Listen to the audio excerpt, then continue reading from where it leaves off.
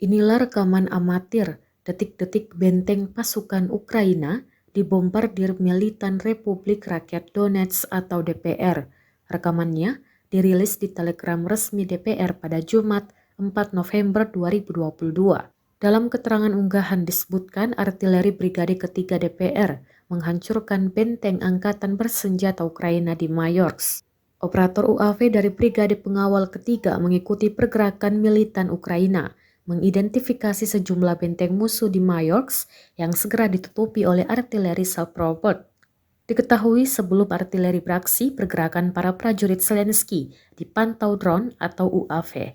Saat seluruh prajurit memasuki benteng, militan DPR segera beraksi. Serangan tepat mengenai sasaran, dampak kerusakan juga terekam kamera drone.